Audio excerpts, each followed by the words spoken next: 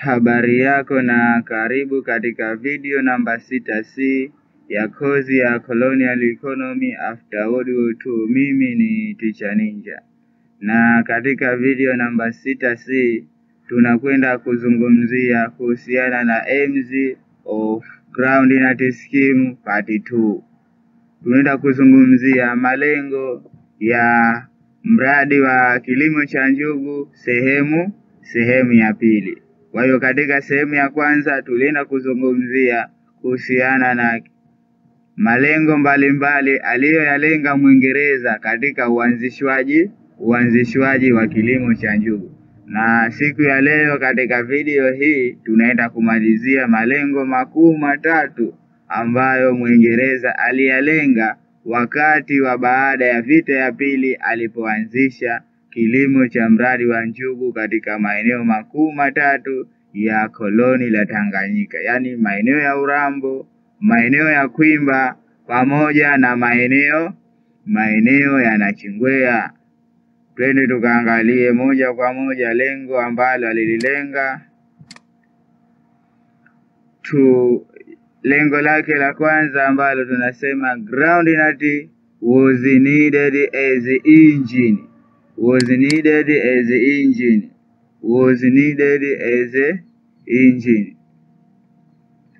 Kwamba zao la njugu lilikuwa linahitajika as engine lubricant, kama ni kilainisho cha mashine. Kivipi? Kwamba hizi njugu ambazo zilikuwa zikizalishwa katika jamii mbalimbali za Kiafrika, hususan katika maeneo ya Tanganyika, zilikuwa zinasafirishwa na kupelekwa katika mataifa ya Ulaya kwa lengo la kutengeneza mafuta, kutengeneza lubricant oil, vilainisho vya mafuta, ambavyo mafuta hayo yalitumika katika kuzifanya mashine mbalimbali za viwanda kuweza kurunning every time, kuzunguka muda wote au kuzunguka bila ya shida.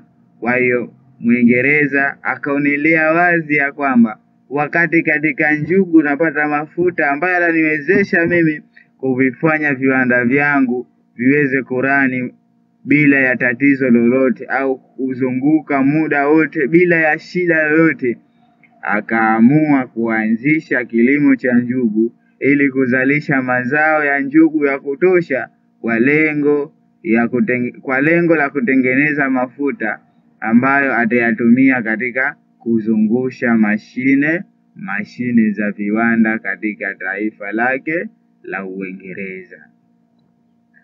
Twende tukaangalie hoja namba 2.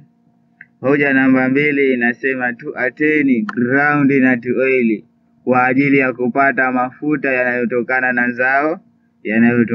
zao la njugu, kwa lengo la kupata mafuta yanayotokana na zao la njugu.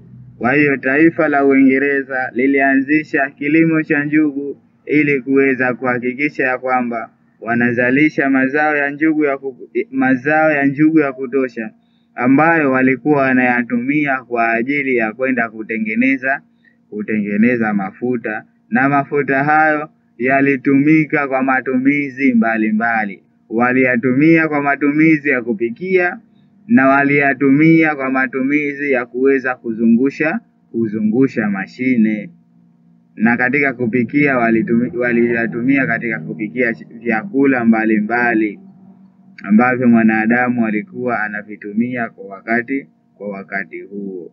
Kwa hiyo zao la njugu liliazimia ya kwamba huweza kuzalishwa kwa mafuta ambayo yangetumika kwa ajili ya mapishi pamoja na kutumika katika kuzungusha mashine mbalimbali za viwandani.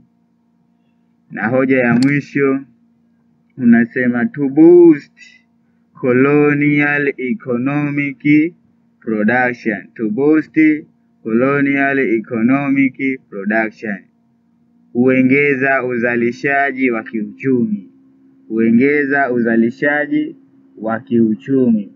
Kwa hiyo zao la njugu lililoanzishwa na koloni la Mwingereza